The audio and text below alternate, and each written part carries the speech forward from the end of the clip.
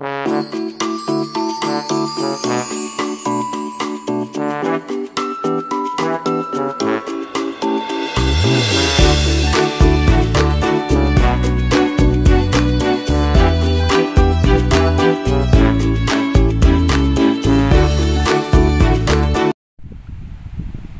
guys, welcome back to my channel guys.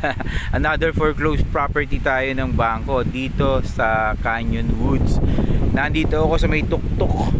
Ito pinakatuktok. Ito yung makikita nyo po. Ito yung auto ko yan.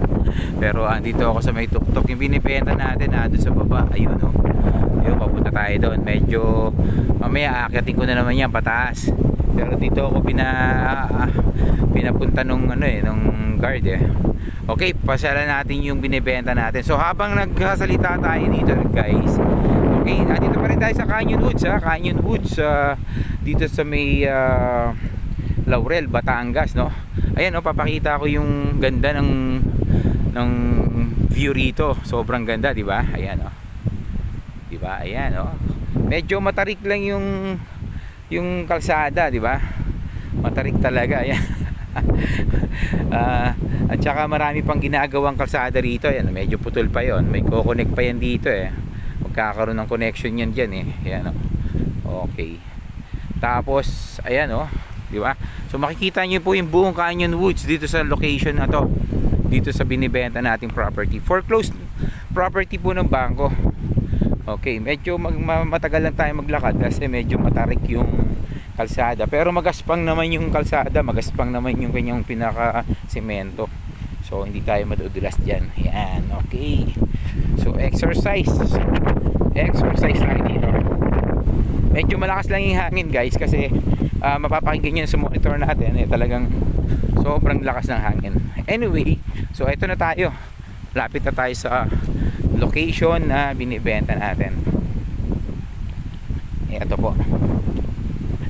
Okay.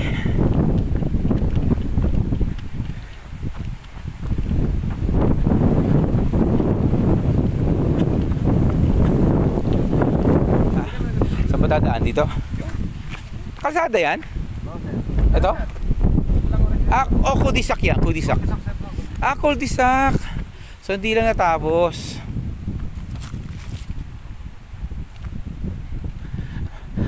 Okay guys, medyo dito lang tayo dun sa daan kasi hindi pa tapos. So dito tayo dadaan. Ayan. Okay. So cul-de-sac to, meron tayong isang cul-de-sac na binibenta rito na lote. 353 square meters. Ayan po. 353. So makikita nyo cul-de-sac yung daan, So ito po yung binibenta natin, blocks. So makikita nyo rin po yung pinaka price nito sa screen natin, yung total contract price at saka po yung per square meter. So ito po siya. So makikita nyo po hindi pa tapos hindi pa tapos yung kalsada, pero cul-de-sac po siya. Paikot yung pinaka meron ng parang hukay parang hinukaya na siya, paikot. Ito naman po yung lot yung binibenta. So drawing natin kung anong itsura ng property na yan dito sa screen, para may idea po kayo kung ano po yung binibenta natin. Okay, so ganun pa rin so yung price nakikita nyo pa rin sa screen natin, at mag-inquire pa kayo sa amin, at huwag nyo kalimutan mag-subscribe sa ating channel at i-click nyo na yung notification bell para sa mga bago pa nating papakitang video at saka property, baka malay nyo maibigan nyo po yung ating papakita na.